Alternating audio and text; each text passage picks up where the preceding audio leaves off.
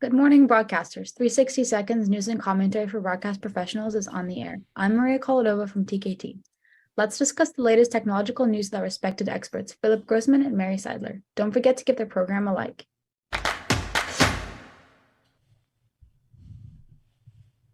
Multidyne Silverback Fiber Optic Camera Adapter transforms the Venice from a cinema camera into a live event camera. It allows crews to weave cinematic storytelling into their live productions, whether that's through the use of cinema lenses, shallow depth of field, or low light environments. So, Philip, tell me about this. So it's interesting to see over the last 10 years, but specifically in the last 5, we've seen this. I don't know if it's you call it a full merger, but this merger into trying to change the way television look. Everything in television used to be that we were jokingly referred to the soap opera look. And people, because the technology just wasn't there necessarily for cinema cameras within that space, and now with the proliferation of the number of cinema cameras on the market, this silverback technology allows you, in this specific case, take the Venice, which is a fantastic cinema camera, and change the way you tell stories, whether that, see something as bizarre as a game show and change that to soap operas, to others. So the technology is really interesting in that it provides the things that live TV needs, the ability to shade cameras, the ability to have return audio, tally, all the things you typically don't have in a cinema production. It now enables you to have within a what we would say is a traditional broadcast production. So I'm excited to see this. I'll be even more excited to see when more cameras provide those capabilities, either directly or through integrations like they're doing here with the Silverback and this specifically the Sony camera. What kind of things do you see it being used for? I think it's probably going to be used a lot for, I think, sitcom, soap opera, live sports, and changing the traditional way that you see the live television storytelling. Like any other technology, the first time it comes out of the gate, it's going to be overused. The shallow depth of field in sports is going to be pushed to the boundaries.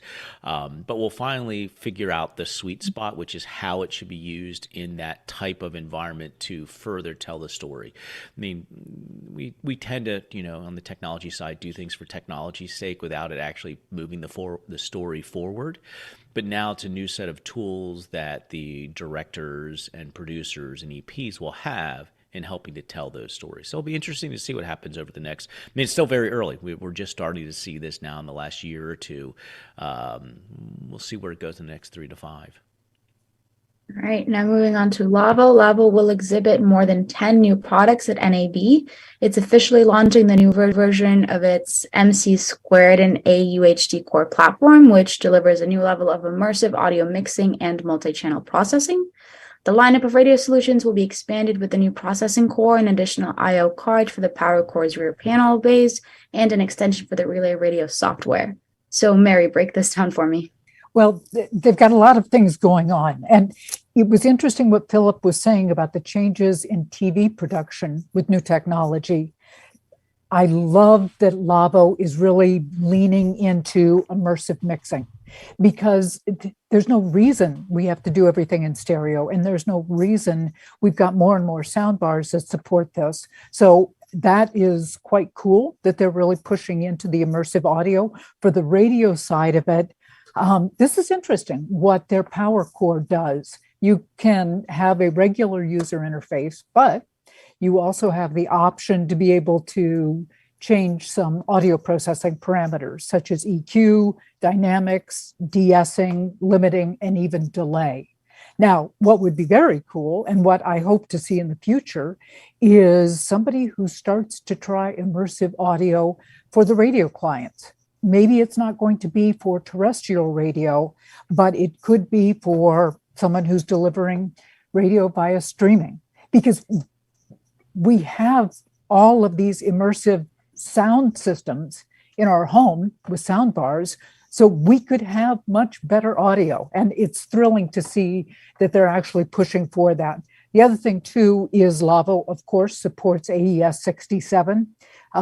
Still trying to get that consortium of manufacturers together to say, we're going with the AES 67 standard, period. but Lawo has always been a leader in that, and they continue. So I'm going to be excited to go over to their booth at NAB and see what's what.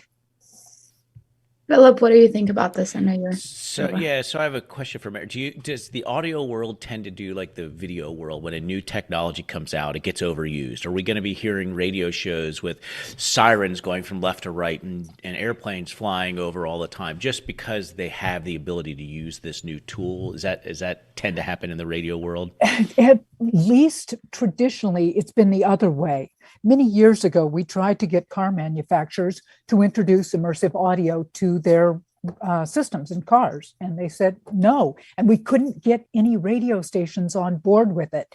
It's always, if it's not broke, don't fix it, don't make it better. And I'd like to see that, what we had in the 70s and 80s of really overusing stuff. It would be fun to see that happen again. Wonderful. I'm dreaming on. That's all the time we have today. Many thanks to our experts, Philip and Mary. And don't forget to comment on the news that we've discussed. See you next Monday at the same time. Goodbye. Bye-bye.